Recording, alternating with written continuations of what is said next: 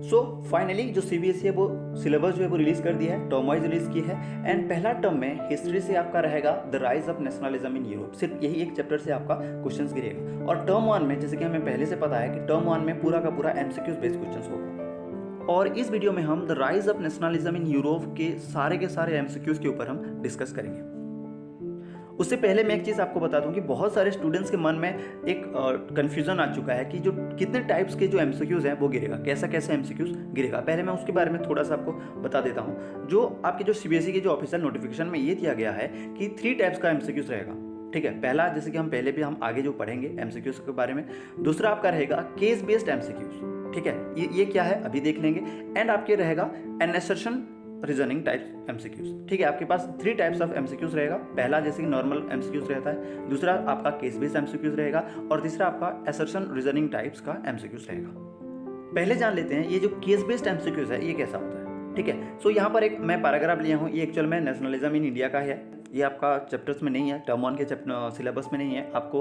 ये जो है जो नेशनलिज्म इन इंडिया है ये आपको सेकंड टर्म में इसके ऊपर एग्जाम गिरेगा, वो भी पूरा का पूरा सब्जेक्टिव फॉर्मेशन में गिरेगा। ठीक है, सो यहाँ पर मैं फॉर एग्जांपल ये लिया हूँ कि जो केस बेस्ड एमसीक्यूज होता है ये क्या होता है। सो ये ऐसा एक आपको पैराग्राफ मिलेगा और इसी पैराग्राफ से आपको क्वेश्चन मिलेगा। जैसे कि for example who was the president of Congress at Lahore session of 1929। ठीक है, और इस जो क्वेश्चन का जो आंसर है आपको इस पैराग्राफ के अंदर मिल जाएगा। और साथ ही साथ यहाँ पर आपको एमसीक्यूज भी मिलेगा, मतलब आपके पास ऑप्शंस भी रहेगा। फॉर एग्जांपल जैसे कि क्या महात्मा गांधी थे, या फिर मोतीलाल नेहरू, या फिर सुभाष चंद्र बोस, या फिर जवाहरलाल नेहरू। अगर आप इस पैराग्राफ को अगर अच्छे से पढ़ेंगे तो ये जो सवाल का जो आंसर है आपको इस पैराग्राफ में मिल जाएगा। सो इसे कहते हैं केस बेस्ड एमसीक्यूज। नेक्स्ट हम जान लेते हैं कि हमारा जो असर्शन रीजनिंग टाइप जो क्वेश्चन जो है उसको हम थोड़ा सा जान लेते हैं कि वो कैसा होता है। ठीक है, असर्शन रीजनिंग टाइप जो क्वेश्चन होता है उसमें एक असर्शन दिया जाता है, मतलब जैसे भी यहाँ पर हमारा जो फॉर एग्जांपल जो असर्शन है, in 1922 Gandhi ji called off non cooperation movement. सही है, गांधी जी जो है 1922 में नॉन कोऑपरेशन मूवमेंट को बंद कर दिए थे।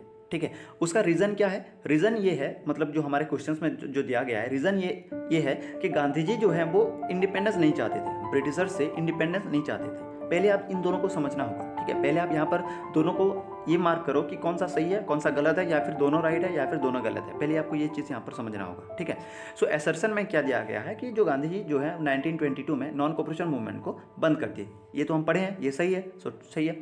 नेक्स्ट रीज़न पे आते हैं। क्या ये रीज़न था कि गांधी जी जो है वो इंडिपेंडेंस नहीं चाहते थे ब्रिटिशर से? तो यहाँ पर पहला ये जो चीज़ है ये गलत है। गांधी जी इसीलिए नॉन कोऑपरेशन मूवमेंट को बंद कर दिए थे क्योंकि चोरी चोरा में बहुत सारे जो लोग हैं वो वायलेंट हो गए थे, और यही रीज़न था कि वो गांधी जी जो है वो नॉन कोऑपरेशन मूवमेंट को बंद कर दिए। ठीक है, सो यहाँ पर असर्शन जो है वो सही है, रीज़न जो है वो गलत है। ठीक है, यहाँ पर हम 4 जो ऑप्शंस जो रहते हैं पहले ऑप्शंस देख लेते हैं। सो पहला ऑप्शन है कि बोथ ए एंड आर, मतलब जो रीज़न भी है और जो असर्शन है दोनों सही है। ठीक है, मतलब यहाँ पर तो पहले हमें पता है कि जो रीज़न है वो गलत है, सो जो ऑप्शन ए रहेगा वो गलत रहेगा। बट यहाँ पर एक और भी आपको चीज़ मैं आपको बता देता हूँ। यहाँ पर ये लिखा है कि दोनों सही है एंड आर जो है वो करेक्ट एक्सप्लेन करता है ए को, मतलब जो रीज़न है वो असर्शन को सही पूरा का पूरा सही एक्सप्लेन करता है। मगर यहाँ पर अगर मैं फॉर एग्जाम्पल अगर रीज़न ये होता कि चोरी चोरा के एरिया में, चोरी चोरा रीजन्स में बहुत सारे लोग वायलेंट हो गए थे, अगर ये रीज़न होता तो ऑप्शन ए जो है वो सही होता। याद रखना यहाँ पर जो रीज़न है वो गलत है और असर्शन जो है वो सही है। ठीक है, सेकंड ऑप्शन पे आते हैं कि बोथ ए एंड आर, मतलब जो असर्शन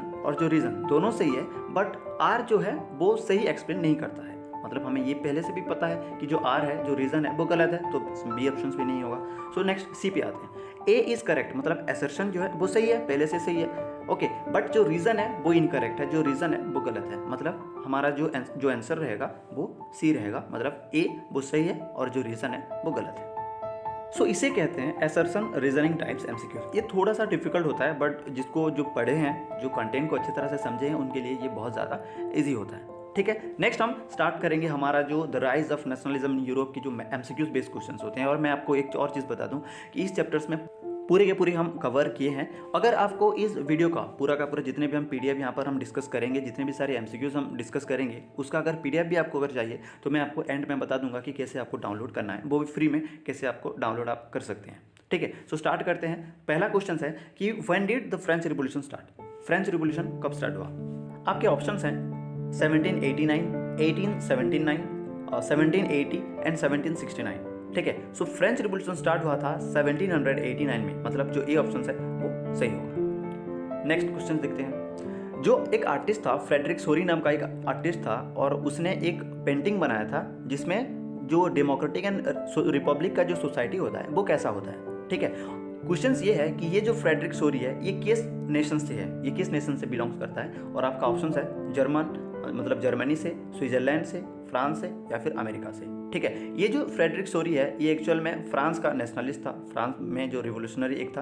ओके, आपको याद रखना होगा फ्रेडरिक सोरी जो है ये फ्रांस का एक नेशनलिस्ट था। नेक्स्ट क्वेश्चन देखते हैं। What was the political situation in France at the time of French revolution. याद रखना आपको, फ्रेंच रिवोल्यूशन के टाइम पे फ्रांस में कैसा जो सिस्टम था वो कैसा था, ये क्वेश्चन पूछ रहा है। फ्रांस रिवोल्यूशन के बाद का नहीं पूछ रहा है, फ्रांस रिवोल्यूशन के टाइम पे जो पॉलिटिक्स वहाँ पर जो पॉलिटिकल सिचुएशन था, वहाँ पर जो सिस्टम था वो कैसा था। ठीक है, आपका ऑप्शन है क्या वो डेमोक्रेसी था, या फिर रिपब्लिक था, या फिर सोवरेन स्टेट था, या फिर एब्सोल्यूट मोनार्क था। फ्रेंच रिवोल्यूशन के टाइम पे वहाँ का जो पॉलिटिकल जो सिस्टम था वो था एब्सोल्यूट मोनार्क वहाँ पर रूल करता था। ठीक है, सो यहाँ पर आपका डी जो ऑप्शन है वो सही रहेगा। वहाँ पर जो मोनार्क था वो अपना मोनोपोली करता था, मोनोपोली रूल करता था। नेक्स्ट क्वेश्चन देखते हैं। How many colours did the new French flag have. France revolution के बाद जो फ्रांस के जो लोग हैं वो लोग एक नया फ्लैग अडॉप्ट किए थे।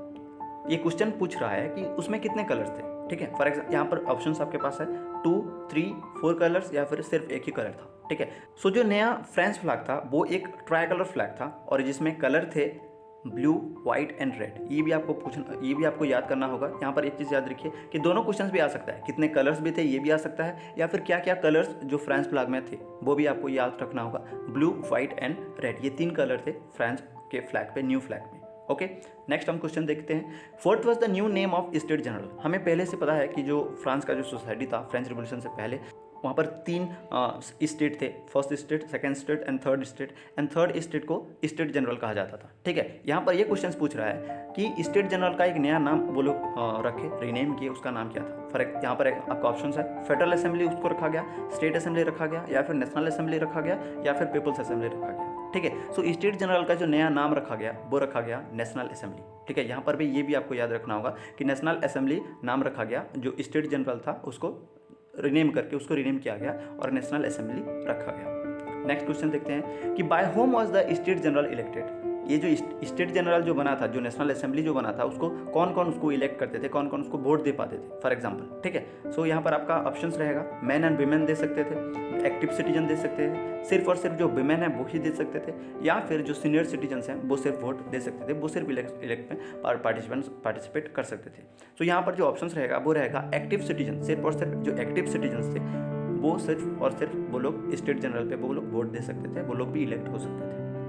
नेक्स्ट क्वेश्चन देखते हैं। The first revolution which gave the clear idea of nationalism with its core word liberty, equality and fraternity. Question ये पूछ रहा है कि वो कौन सा रिवोल्यूशन था जिसका जो मेन मोटो था वो था लिबर्टी, इक्वलिटी एंड फ्रेटर्निटी। आपके पास जो ऑप्शन है वो होगा German revolution, Italian revolution, French revolution and Russian revolution. आपको पहले क्वेश्चन को अच्छे से समझना होगा कि इस रिवोल्यूशन में उन लोगों का मोटो था कि वो लोग लिबर्टी लाएंगे, इक्वलिटी लाएंगे, फ्रेटर्निटी लाएंगे। ठीक है, और ये जो मोटो था ये एक्चुअल में हमारा फ्रेंच रिवोल्यूशन में देखा गया था, फ्रेंच रिवोल्यूशन में देखा गया था। ये बहुत इंपॉर्टेंट है, बहुत सारे एग्जाम में ये पूछा जाता है कि जो लिबर्टी, इक्वलिटी, फ्रेटर्निटी जो है ये कौन से रिवोल्यूशन में ये पहला आया था, ये किस रिवोल्यूशन का ये मोटो था। ठीक है, सो याद रखना होगा फ्रेंच रिवोल्यूशन। नेक्स्ट देखेंगे, after the French revolution the French revolutionaries declare that the mission and the destiny of the French nation was. क्या था इस क्वेश्चन को पहले हम समझते हैं कि ये क्वेश्चन एक्चुअल में क्या है। ओके, यहाँ पर ये बोल रहा है कि फ्रेंच रिवोल्यूशन के बाद, फ्रेंच रिवोल्यूशन खत्म होने के बाद जो फ्रेंच रिवोल्यूशनरीज जो थे वो लोग क्या डिक्लेयर किए थे। ठीक है, पहला ऑप्शन है to conquer the people of Europe, पूरे के पूरे सारे यूरोप को वो कॉन्कर करेंगे। ठीक है, और अपने फ्रांस में लोग मर्ज करेंगे। दूसरा ऑप्शन है to liberate the people of Europe from despotism, जो डेस्पोटिज्म जो रूल थे, जो एब्सोल्यूट मोनार्क जो थे, जो लोग अपने मनमानी करते रहते, उन सारे रूलर्स से यूरोप के लोगों को लिबरेट करवाना। तीसरा, जो एब्सोल्यूट मोनार्क थे उनको और ज़्यादा स्ट्रॉन्ग बनाना। और जो फोर्थ आपका ऑप्शन है पूरे के पूरे होल वर्ल्ड को वो कॉन्कर करना चाहते थे। ओके, सो ये जो क्वेश्चन है जो फ्रेंच रिवोल्यूशनरीज डिक्लेयर किए थे वो ये किए थे कि सारे के सारे यूरोप के लोगों को वो लोग आज़ादी देंगे फ्रॉम डेस्पोटिज्म। सो आपका जो बी ऑप्शन रहेगा ये सही रहेगा। यहाँ पर मैं एक और चीज़ आप सबसे शेयर करना चाहूँगा। जो लोग पहले से सारे क्वेश्चंस का आंसर अगर आपको पता है तो आप कमेंट बॉक्स में जाके आप लोग ऐसे कर सकते हैं कि question number 8 for example question number 8 का जो आंसर रहेगा वो बी रहेगा। आप पॉज करके आप क्वेश्चंस का जो आप खुद वो प्रिपेयर कर सकते हैं, खुद आप प्रिपेयर कर सकते हैं। ठीक है, फॉर एग्जाम्पल जैसे कि आपका 8 नंबर का जो आंसर रहेगा वो भी होगा। ठीक है, फॉर एग्जाम्पल जैसे कि अगर सोचिए कि जो 9 का जो नंबर है इसका आंसर क्या होगा, आप पॉज करके आप कर सकते हैं क्वेश्चन नंबर 9 आप हाइपन देके आप या फिर कौन सा ऑप्शन सही रहेगा आप वहाँ पर कमेंट कर सकते हैं। ठीक है, मैं आपका सभी का कमेंट पढ़ता हूँ, आपको पता है। सो 9 का जो नंबर जो है, what actions were taken in the name of Nations. France में रिवोल्यूशन के बाद, फ्रांस जो आज़ादी मिलने के बाद फ्रांस में जो फ्रांस के लोग हैं वो क्या काम किए थे, ये क्वेश्चंस पूछ रहा है। ठीक है, सो यहाँ पर मैं आपको बता दूं कि जो फ्रांस के जो लोग हैं वो लोग बहुत सारे अपने नेशंस के खातिर, अपने नेशंस के लिए बहुत सारे हाइम्स कंपोज किए थे। अपने नेशंस के लिए वो लोग ग्रहण किए थे, शपथ ग्रहण किए थे, और साथ ही साथ जितने सारे शहीद हुए थे उन सारे लोगों को श्रद्धांजलि भी वो लोग अर्पण किए थे। ठीक है, सो सी जो ऑप्शन रहेगा वो सही रहेगा। ठीक है, नेक्स्ट हम क्वेश्चन देखते हैं कि what type of administrative systems was set of in France after French revolution. यहाँ पर एक बहुत ही इंपॉर्टेंट क्वेश्चन है, याद रखना। फ्रेंच रिवॉल्यूशन के बाद फ्रांस को और ज़्यादा स्ट्रॉन्ग बनाने के लिए क्या क्या एडमिनिस्ट्रेटिव सिस्टम्स वो लोग सेट ऑफ किए थे। ओके, सो फेडरल एडमिनिस्ट्रेटिव सिस्टम्स वो फॉर्मेशन किए थे, या फिर सेंट्रलाइज्ड एडमिनिस्ट्रेटिव सिस्टम फॉर्म किए थे, या फिर वो रीजनल एडमिनिस्ट्रेटिव सिस्टम फॉर्म किए थे, या फिर डिसेंट्रलाइज्ड एडमिनिस्ट्रेटिव सिस्टम वो लोग फॉर्म किए थे। सो फ्रांस के जो एडमिनिस्ट्रेटिव सिस्टम को स्ट्रॉन्ग बनाने के लिए वो लोग सेंट्रलाइज एडमिनिस्ट्रेटिव सिस्टम जो है उसको वो सेट ऑफ किए थे। सो बी जो है ये सही रहेगा। ठीक है, नेक्स्ट क्वेश्चन देखते हैं। Which language became the common language of France. France revolution के बाद जो फ्रेंच जो लैंग्वेज था वो उसको कॉमन लैंग्वेज बना दिए। बाकी जितने सारे भी लैंग्वेज वहाँ पर था उन सारे लैंग्वेज को वो लोग डिस्करेज किए और फ्रेंच लैंग्वेज को वो बहुत ज़्यादा इनकरेज किए। ओके, नेक्स्ट क्वेश्चन देखते हैं। What happened when the news of the event in France reached the different cities of Europe? इस क्वेश्चन को पहले समझते हैं। ये क्वेश्चन का एक्चुअल में मीनिंग है, जब फ्रांस के जो रिवोल्यूशनरीज थे जब वो लोग डिक्लेयर किए कि सारे के सारे जो यूरोप के लोगों को वो लोग डिस्पोटिज्म से वो लोग आज़ादी दिलवाएंगे, उसके बाद अलग अलग सिटीज़ में वो लोग कैसे रिएक्ट किए, क्या क्या हुआ था बाकी अलग अलग यूरोप के अलग अलग सिटीज़ में। ठीक है, आपका ऑप्शन है पहला देयर वाज टॉर्मल, मतलब पूरा का पूरा भगदड़ मच गया। दूसरा, लोगों को पता नहीं था कि वो कैसे रिएक्ट करेंगे। तीसरा, जो स्टूडेंट थे, जो एजुकेटेड जो मेंबर्स थे वो लोग जैकोबियन क्लब फॉर्मेशन किए। और फोर्थ पे था there was confusion and dissatisfaction in the movements. Okay, पहले इस क्वेश्चन का जो आंसर है वो होगा आपका सी। स्टूडेंट्स और जो एजुकेटेड मेंबर्स थे वो लोग जैकोबियन क्लब फॉर्मेशन करने लगे। अब ये जैकोबियन क्लब क्या है? जैकोबियन क्लब एक्चुअल में पॉलिटिकल, हम कह सकते हैं पॉलिटिकल एंड जो रिवोल्यूशनरी क्लब था। अब इसको फॉर्मेशन क्यों किया गया हम जानते हैं। What was the purpose of Jacobin clubs? इसका ऑप्शन आपका है to demoralise people, to speak against France, to hold activities and campaign and to socialise among different race. ठीक है, सो जैकोबियन क्लब का जो मेन पर्पस था वो ये था कि जो एक्टिविटीज़ जो वो लोग जो करने वाले थे या फिर जो कैंपेन वो लोग रन करने वाले थे, वो ये जो जैकोबियन क्लब है उस कैंपेन को, उन एक्टिविटीज़ को वो लोग ऑपरेट करते थे। जो आगे जो मूवमेंट्स होने वाला था, जो स्ट्राइक करने वाले थे, जो लोग जो अगेंस्ट पे जाने वाले थे डेस्पोटिज्म के, एब्सोल्यूट मोनार्क के, उस एक्टिविटीज़ को, उस कैंपेन को ये जो जैकोबियन क्लब जो था वो उसको ऑपरेट करता था। ठीक है, सो ये था मेन पर्पस जैकोबियन क्लब का। सो जो सी जो ऑप्शन रहेगा वो सही होगा, to hold activities and campaign. अब नेक्स्ट क्वेश्चन देखते हैं। When Napoleon introduce the Napoleonic code. ये बहुत ही ज़्यादा मतलब पहले ये बहुत बार एग्जाम में पूछा गया कि जो नेपोलियनिक कोड के ऊपर हर क्वेश्चंस में, हर एक एग्जाम में इसके ऊपर क्वेश्चंस आता है। ठीक है, सो यहाँ पर क्वेश्चन है कि नेपोलियनिक कोड को कब इंट्रोड्यूस किया गया। यहाँ पर आपके पास ऑप्शन है 1789, 1797, 1804 एंड 1815। सी, मैं इस क्वेश्चन का आंसर जो है मैं आपको नहीं बताऊंगा, ये सबको आप सभी को शायद पता होगा। अगर आपको पता है तो आप कमेंट बॉक्स पे लिखिए, अगर नहीं पता है तो भी आप लिखिए कि कौन सा होने वाला है, क्योंकि आपके पास ऑप्शन है। ठीक है, और इस क्वेश्चन का आंसर देना मत भूलिएगा, ये बहुत ही ज़्यादा इंपॉर्टेंट क्वेश्चन है। आप पॉज कीजिए, आप वीडियो को पहले पॉज कीजिए, कमेंट कीजिए कि कितना कौन सा ऑप्शन सही है, फिर हम आगे हम पढ़ेंगे। ठीक है, नेक्स्ट क्वेश्चन हम पढ़ेंगे। ये जो नेपोलियनिक कोड है, जो फ्रांस में जो नेपोलियनिक कोड जो इंट्रोड्यूस हुआ था, उसको उसका एक नाम था। ठीक है, उसका नाम क्या था? पहला the act of union, the French code 1804, the French civil code 1804 and सिर्फ सिविल कोड 1804। ठीक है, सो जो नेपोलियनिक कोड का जो एक और नाम था वो था सिविल कोड 1804। ठीक है, आपको ये भी याद रखना होगा, the Napoleonic code is also known as the civil code 1804। So D option जो है वो सही रहेगा। नेक्स्ट देखते हैं, the Napoleonic code was implemented in which of the following reason. जो नेपोलियनिक कोड था वो किस किस एरिया में इंप्लीमेंट किया गया था। ठीक है, आपका ऑप्शन है इंग्लैंड में किया गया था, जर्मनी में किया गया था, रीजन्स अंडर फ्रेंच कंट्रोल में किया गया था, मतलब जो फ्रेंच जहाँ पर कंट्रोल कर रहा था वहाँ पर किया गया था, या फिर प्रशिया में किया गया था, ठीक है। सो जो नेपोलियनिक कोड है वो सिर्फ और सिर्फ फ्रेंच कंट्रोल टेरिटोरी में, फ्रेंच कंट्रोल एरिया में ये इंप्लीमेंट हुआ था। सो जो आपका जो सी जो ऑप्शन है वो सही होगा। नेक्स्ट क्वेश्चन देखते हैं, What did Napoleon do in the rural areas of French control regions? जो फ्रेंच कंट्रोल टेरिटरी था वहाँ के जो रूरल एरिया में नेपोलियन क्या क्या काम किया था। ओके, सो आपका ऑप्शन है, पहला एडमिनिस्ट्रेटिव सिस्टम्स को सिंप्लीफाइड किया था, उसको डिवीजन किया था, फिर जो फ्यूडल सिस्टम्स है उसे एबोलिश किया गया था, साथ ही साथ जो पीजेंट जो है उनको सेडम से आज़ादी मिला था, और साथ ही साथ जो मोनोरल ड्यू को भी एबोलिश वो लोग किए थे, ठीक है। सेकंड आपका ऑप्शन है मेड एडमिनिस्ट्रेटिव सिस्टम, जो एडमिनिस्ट्रेटिव जो सिस्टम्स है उससे बहुत ज़्यादा स्ट्रिक्ट किया गया था।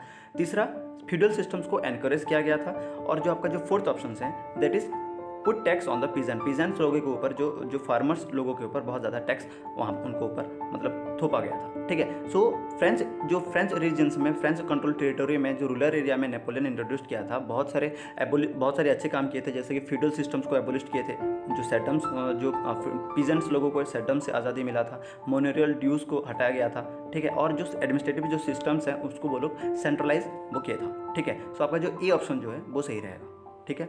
नेक्स्ट क्वेश्चन हम देखते हैं, what changes did Napoleon bring about in the towns में नेपोलियन जो है वो क्या क्या किया था। आपका ऑप्शन है पहला गिल्ड रेस्ट्रिक्शन को हटाया गया था, transport and communication systems were improved, peasant artisans workers and new businessman enjoyed a new bound freedom.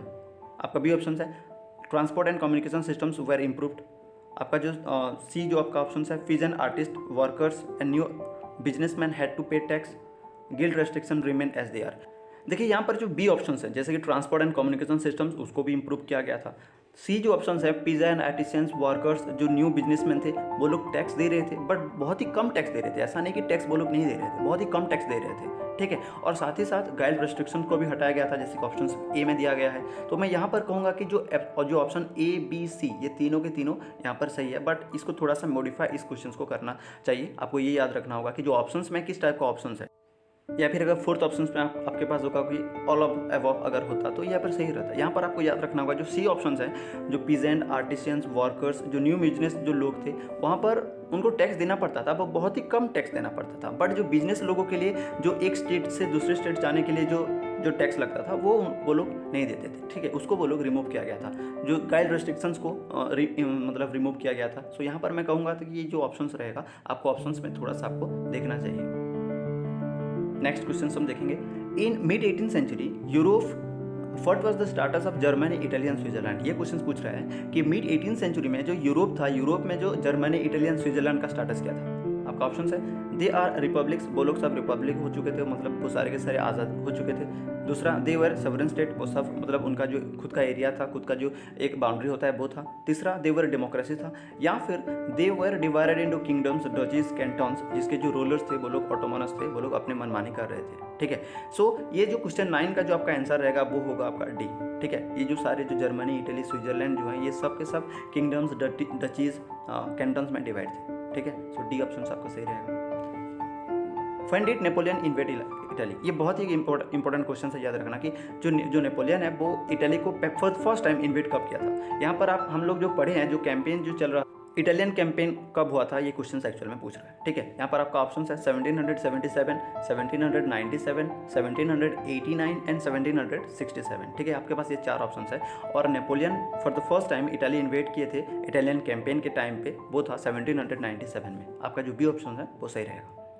Next हम क्वेश्चन देखेंगे, when did industrialisation take place in France and other parts of the German state. यहाँ पर मैं आपको बता दूं कि mid 18th century में ब्रिटेन में स्टार्ट हो गया था, बट फ्रांस एंड अदर जो यूरोप के एरिया में ये जो इंडस्ट्रियलाइजेशन है ये कब शुरू हुआ, क्वेश्चन पूछ रहा है, ठीक है। आपका ऑप्शन है 18th century, later 18th century, 19th century and mid 18th century, ठीक है। आपका ये जो ऑप्शन रहेगा वो आपका सी ऑप्शन सही रहेगा। 19th सेंचुरी में जो है वो फ्रांस में और यूरोप के बाकी स्टेट्स में, बाकी पार्ट्स में ये जो इंडस्ट्रियलाइजेशन है ये स्टार्ट हो गया था, बट एक्चुअल में जो ब्रिटेन में ये एक्चुअल में मिड 18th सेंचुरी में स्टार्ट हुआ था। सो क्वेश्चन पूछ रहा है कि फ्रांस में कब स्टार्ट हुआ था, सो यहाँ पर होगा 19th सेंचुरी में, ठीक है।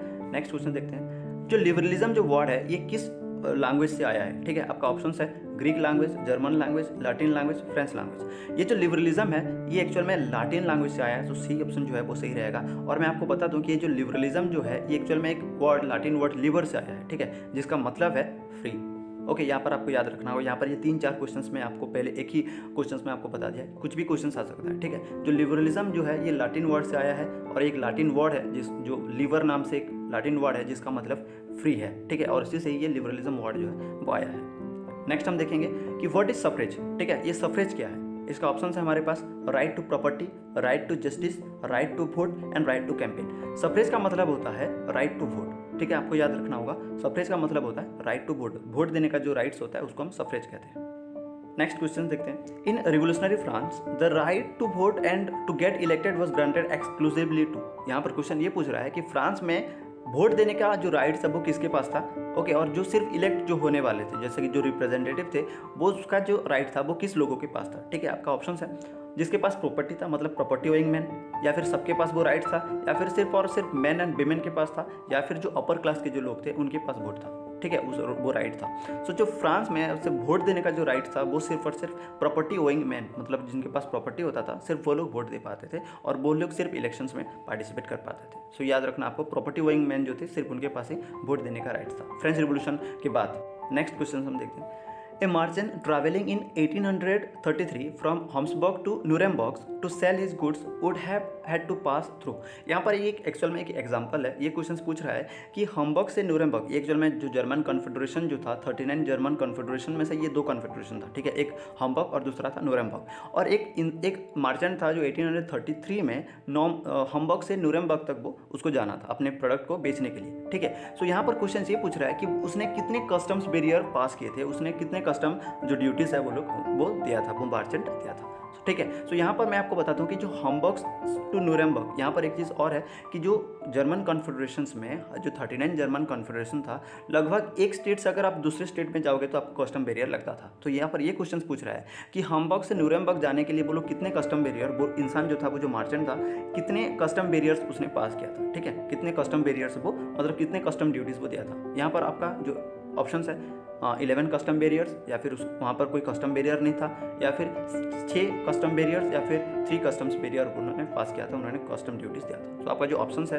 वो 11 जो कस्टम बैरियर था उसने दिया था। सो आपका जो ऑप्शन ए रहेगा वो सही होगा। ये बहुत ही एक इंपॉर्टेंट क्वेश्चन है, और बाद में जो जलवरीन आया था उसको सॉर्ट आउट किया था इस प्रॉब्लम को। नेक्स्ट क्वेश्चन देखते हैं। When was the custom union और जलवरीन फॉर्म्ड, मतलब जो जलवरीन एक कस्टम यूनियन था, इसका फॉर्मेशन कब हुआ, इसको कब बनाया गया, ठीक है। आपका ऑप्शन है 1834, 1836, 1837 एंड 1835, ठीक है। सो जो जलवरीन जो है, जो कस्टम यूनियन है, उसे फॉर्मेशन किया गया था, उसका फॉर्म हुआ था, उसको बनाया गया था 1834 में। सो आपका जो बी ऑप्शन है ये सही रहेगा। यहाँ पर एक और मैं आपको चीज़ बता दूँ, ये जो जलवरीन जो है इसको एक्चुअल में फॉर्म किया था प्रशिया ने, ठीक है। जो प्रशिया जो एम्पायर था, प्रशियन एम्पायर ने ये जलवरीन को फॉर्म किया था, और बाकी बाद में सारे के हम कह सकते हैं मोस्ट ऑफ द जर्मन जो स्टेट थे, जो कॉन्फेडरेशन था, जो जर्मन कॉन्फेडरेशन था 39 जो जर्मन कॉन्फेडरेशन था, वो सब इसमें पार्टिसिपेट किए थे, वो सब इसको ज्वाइन किए थे इस जलवरीन को। और इसमें क्या क्या था वो भी आपको पता है, आपको अगर आप वीडियो देखे हैं हमारा जो rise of nationalism in Europe वाला जो वीडियो है, अगर आप लोग देखे तो आपको पता होगा कि क्या क्या जो चेंजेस आए थे उसके बाद, जलवरीन आने के बाद। नेक्स्ट क्वेश्चन देखते हैं। What did the custom union और जलवरीन है, जलवरीन में क्या क्या फीचर्स था, ठीक है। पहला है कि इसमें टैक्स को एबोलिश किया गया था, एबोलिश्ड तारिफ barriers and reduce the number of currency from over 30 to 2, abolished tariff charges and reduced the currency to 5 and only abolished tariff barriers, ठीक है। सो यहाँ पर जो ऑप्शंस जो बी है, मतलब तारीफ बैरियर्स को भी एबोलिश किया गया था, साथ ही साथ जो करेंसी था वहाँ पर हर एक जो कॉन्फेडरेशन के पास, लगभग हर एक कॉन्फेडरेशन के पास अपना खुद का करेंसी था, ठीक है। सो ये उस करेंसी रेट को, मतलब पहले जो 30 करेंसी था उसमें सिर्फ और सिर्फ 2 करेंसी को यहाँ पर रखा गया। सो जो आपका जो बी ऑप्शन जो है वो सही रहेगा, ठीक है। सो एबोलिश्ड तारिफ barriers and reduce the number of currency from over 30 to 2। Next question हम देखेंगे। When did the treaty of Vienna took place, ये बहुत ही ज़्यादा क्वेश्चन इंपॉर्टेंट है, ये हर एक एग्जाम में पूछा जाता है, ठीक है। ट्रीटी ऑफ वियना को साइन कब किया गया था, आपका ऑप्शन है 1804, 1815, 1830 एंड या फिर नॉन ऑफ द अबव, या फिर इनमें से कोई नहीं, ठीक है। सो जो ट्रीटी ऑफ वियना जो है वो 1815 में साइन किया गया था, ठीक है। जब नेपोलियन बोनापार्टा को जब हराए थे Russia, Prussia, Austria and Britain, ये चारों मिलकर जब हराए थे नेपोलियन बोनापार्टा को, तब ट्रीटी ऑफ वियना साइन किया गया था 1815 में, ठीक है।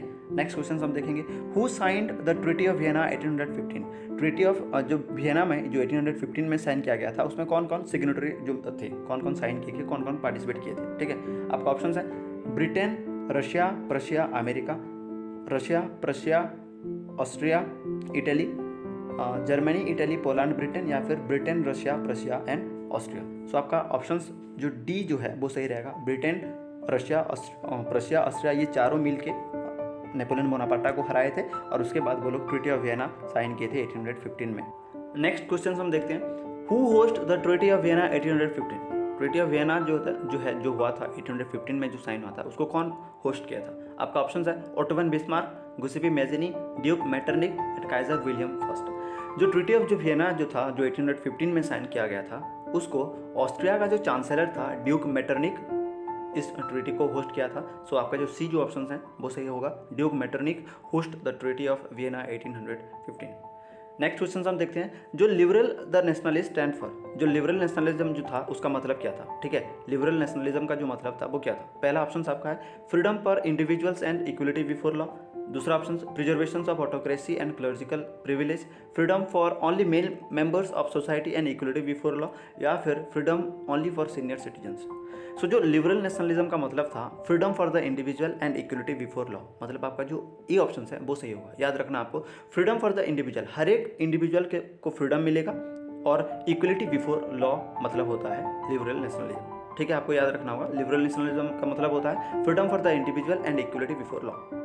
नेक्स्ट हम क्वेश्चंस देखेंगे, व्हेन डिड गुसेपी मेज़िनी बॉर्न। गुसेपी मेज़िनी कब पैदा हुए थे, उनका ऑप्शन है 1804, 1805, 1821, 1832। एक्चुअल में गुसेपी मेज़िनी जो थे वो 1805 में पैदा हुए थे। ओके, बट आपकी अगर बुक्स अगर हम देखेंगे, अगर आप एनसीईआरटी की बुक्स अगर देखेंगे तो वहाँ पर लिखा गया है 1807। ठीक है, सो ये दोनों ऑप्शंस कभी भी एक साथ में नहीं आएगा, एक ऑप्शंस में नहीं होगा। ओके, आपको अगर ऑप्शंस में अगर 1807 दिखता है तो आप 1807 नो डाउट्स आप उसको टिक कीजिए, बट अगर 1805 अगर है तो आप 1805 को भी जा सकते हैं। बट जो मैक्सिमम जो आता है आपके एग्जाम में 1805 ही रहेगा, और अगर दोनों अगर रहता है, अगर 1805 रहता है या फिर 1807 रहता है, तो आपको 1807 ही करना है, क्योंकि एनसीईआरटी बुक्स में 1807 ही दिया गया है। ठीक है, अगर आपको एग्जाम में अगर दोनों ऑप्शंस रहेगा तो आप 1807 कीजिए।